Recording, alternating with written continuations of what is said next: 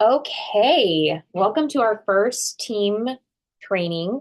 And I know, Ashley, you've been with Body for a while, so this may be a little repetitive to you, but I know that Christine and Jasmine never actually went through any sort of training. And I know Dora, she's planning on actually signing up at the end of the month. So even though she's planning to be on, she hasn't actually officially signed up yet. I also have several people who may be joining this month as well. So this is recorded for those who will be hopping on late. But the reason for this call is to talk about mindset because I feel like before we get into any of the nitty gritty, this has to be tackled first and foremost because I truly 100% believe that your success in this will come down to your mindset.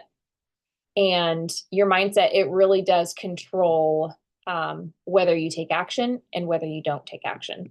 And it's not one of those things like, I'm going to manifest it. I also hate the word manifestation, to be honest, because you have to do the work. You can't just think about something and it's going to come to you. Visualization is just another way of putting it, but it's like saying, this is what I'm working toward, and then you get to work. So there is no woo-woo stuff going on here. But let me go ahead and share my screen. Okay, so your vision for the future is your compass. It's your why. If you don't know where you're going and what the end goal is, it's hard to set goals. It's hard to know what you're working toward. So you really want to brainstorm this out. It has to mean something to you. Um, don't take my vision and, what you've heard me say on social media of what it is that is my why, although yours could be similar, but what it has to mean something to you. And I think about Katie Ursta, who was a very successful body partner, and she said when she first started, she heard these top partners talking about buying this a second home and having their wedding in Bora Bora. And so she's like, oh, that sounds really nice. And so she put that on her vision board, but then she realized that that really meant nothing to her. And and so when she really came down to it, she said, what would make me happy? What would motivate me to get out of bed in the morning? And for her, it was simply going through the grocery store line and not worrying if there was enough money on her debit card. Like that motivated her. And so that was her vision in the beginning. And when she met those goals, then she was able to dream bigger. So sometimes your vision can start off small. It depends on what motivates you. Some people, hang on, baby love. Some people can have that big vision, like I'm working toward buying our dream home or this or that, and that can keep them motivated. But other people need smaller stepping stones. Hang on, I'm going to put on a movie for him really quick. Mom, what is what's your name?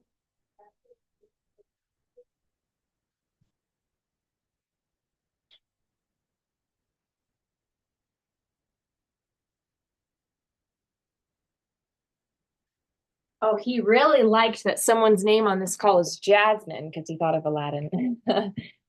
So, with that, I'm going to share a different screen because I actually did this call more recently. So, Ashley, you've seen a little bit about this, but it really does get into the mindset portion about what we do.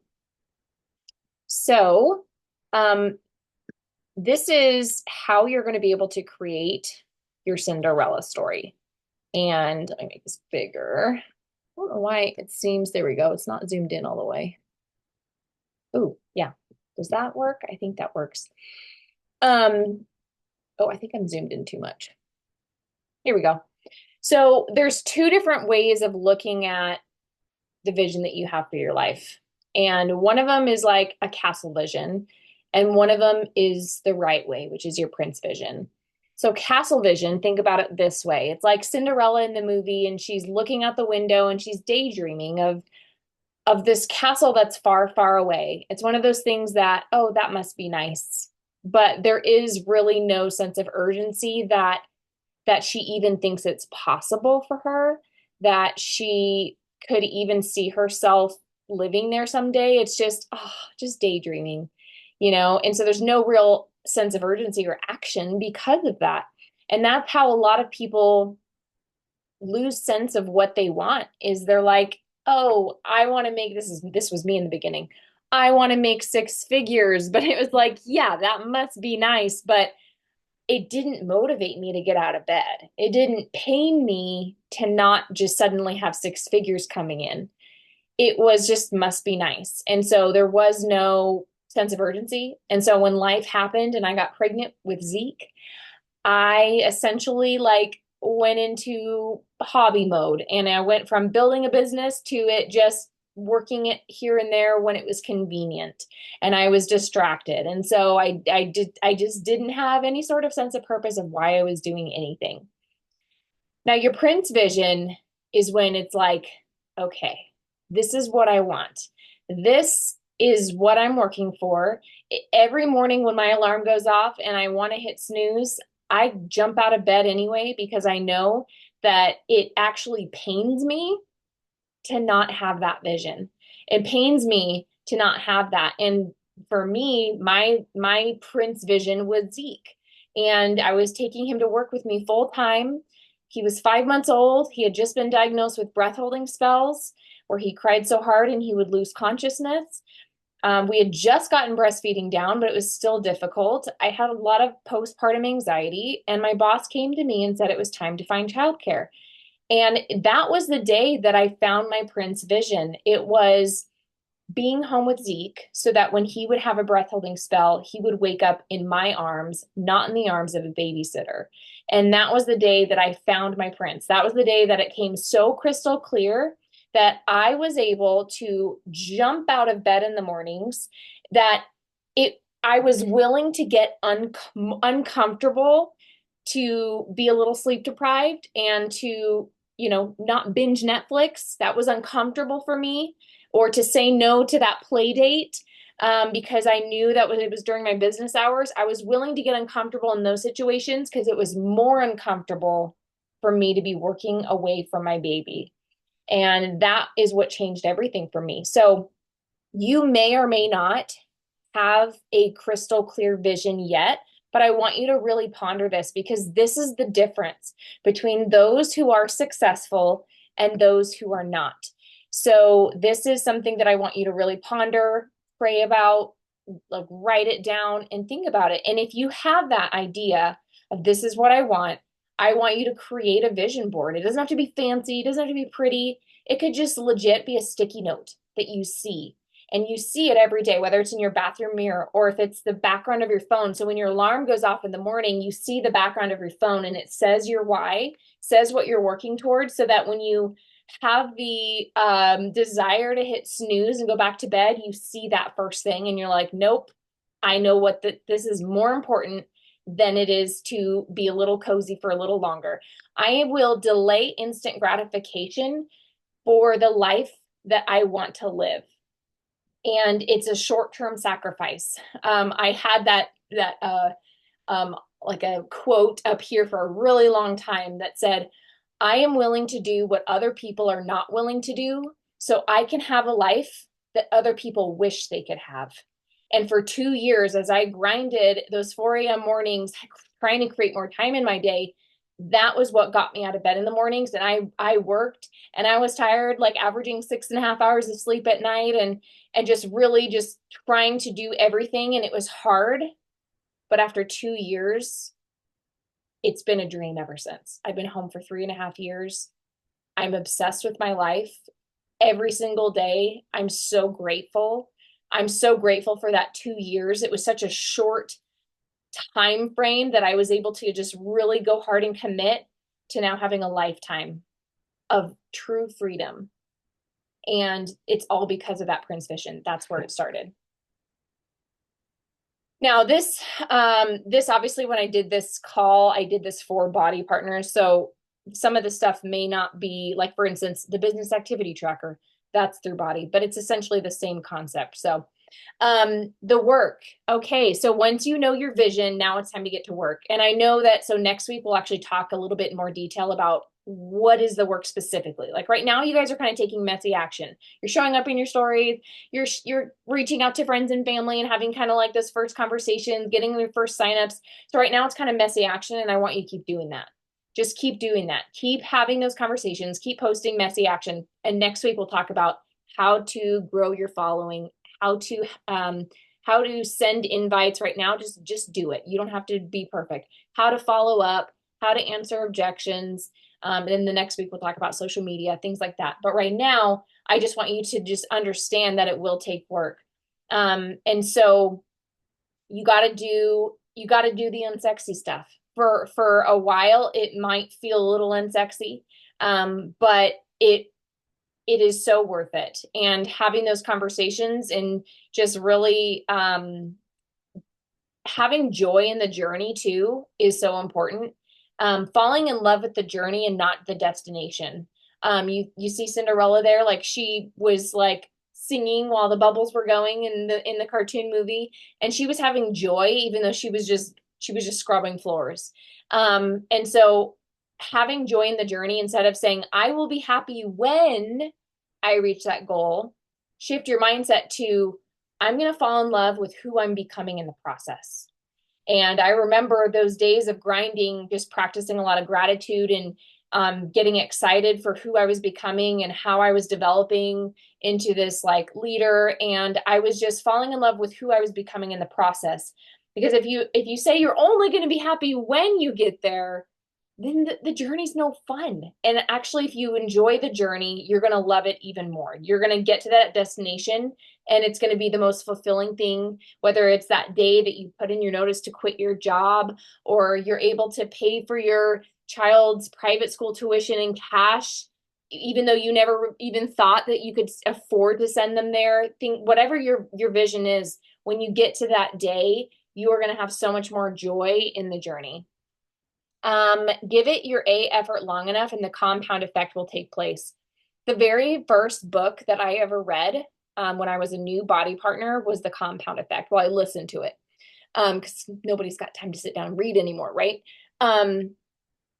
That really put in a sense in my head of what it was going to take, and how in the beginning you could put in 15 hours of work and make X amount of dollars.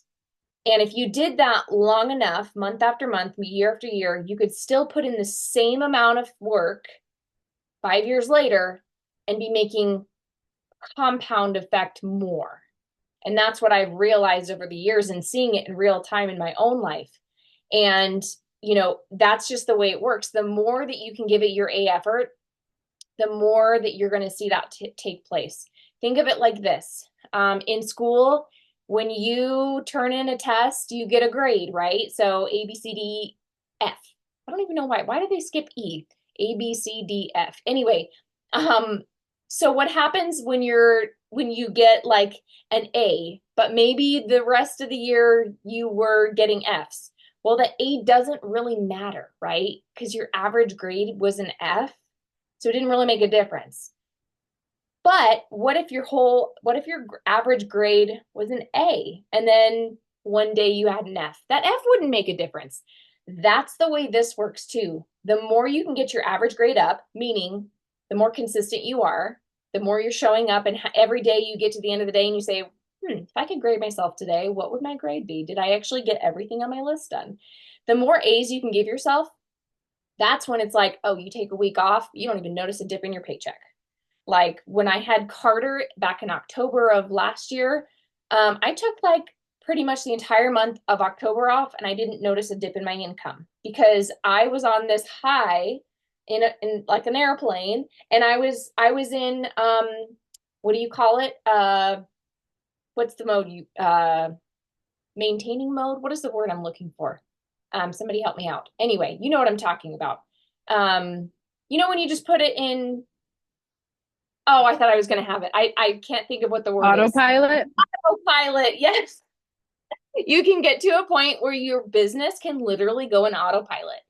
And you like literally the last 2 months, this is kind of how, before everything happened with Body and ZCAT is like appendix out, I was kind of in autopilot there. I was putting in less time, working maybe like 2 hours a day. Like I really lowered what I was putting into it just to like, and maintaining what I had. My paychecks were still great because that's what a place that you can get to the more A's you have. So in other words, just keep showing up, and realize that this will take a lot of personal development. So you know your vision, you get to work, but life is going to happen. So you need personal development. So Melanie Mitro's podcast, have it in your ear. Get the Compound Effect book that I mentioned, have it in your ear. If you're at work and you are able to listen to a podcast or a book, do it. If you're on a walk or doing the dishes, listen to something that is going to motivate you. I shared this in the team call last night. Melanie's podcast is what got me through those 2 years.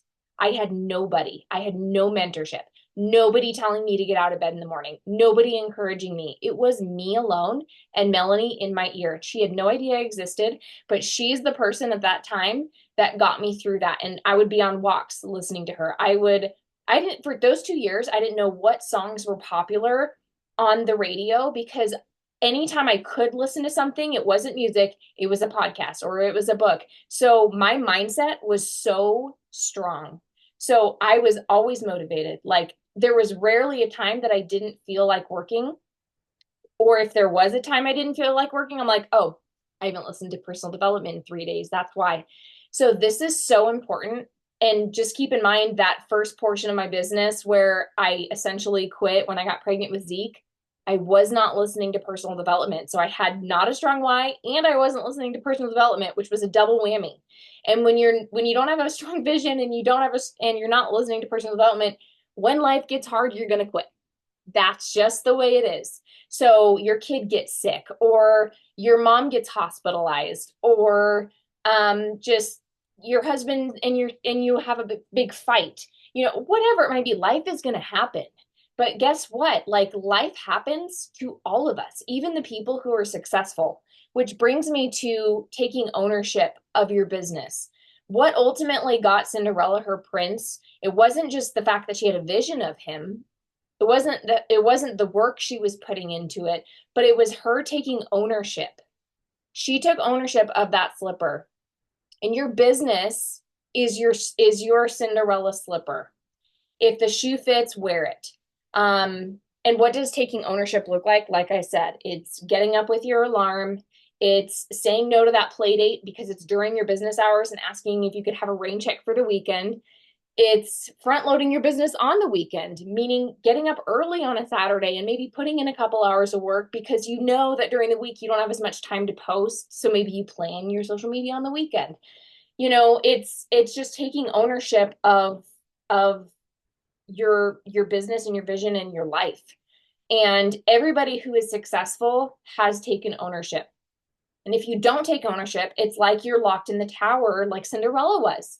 You're locked in the tower, and you think that that there's this evil stepmom with a key and you're just locked in there, and there's nothing you can do about it. But the fact is that the people who are successful realize that there is no evil stepmom. The key's in your pocket, and you have the power to unlock the door and take ownership of your business. So when life gets hard, you take ownership. It's not your upline's fault. It's not the fact that your kids got sick or just the sun wasn't shining that day and so you just didn't feel like working. There's going to be setbacks, but you have to take ownership. And when there are setbacks, imagine it like you lose your slipper for a second, but just put it back on. It's okay. Like you can't go through this and be successful if you don't take ownership, because then you're limping along with one heel and one not heel. Have you ever tried walking with one heel? It doesn't really work. So put it back on when there's a setback, and it's okay. There will be setbacks, but as long as you put your shoe back on, then you're going to be able to step into the true potential of who you're always meant to become, and your vision will become your reality. So anyway, I hope that that helps you have like a clear picture of what it's going to take mentally. And I wanted to start with this, like I said, because that is the biggest thing.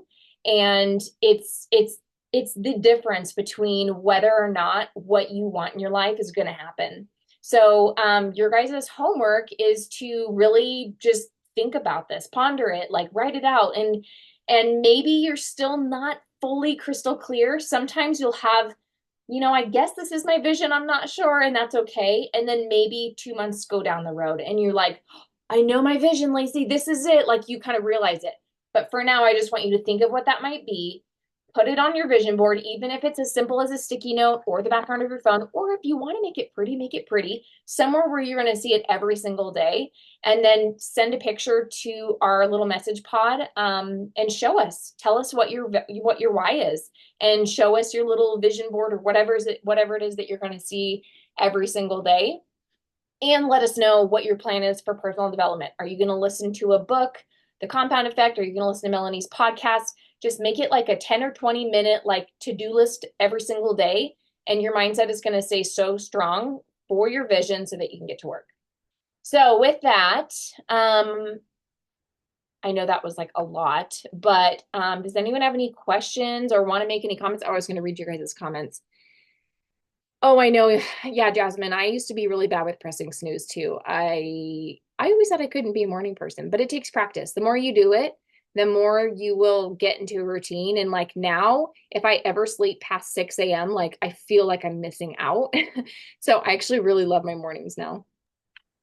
I think part After, of it too is I need to make sure I get to sleep on at a decent time. Because I always say, yes, I'm going to wake up at 5 o'clock in the morning. And then I get in bed and it's like 11 o'clock. And I close my eyes and I'm like, I know there's no way I'm waking up at 5 o'clock in the morning. We used to be it's so really true. good at getting in bed at like 9 o'clock every night. And now it doesn't happen.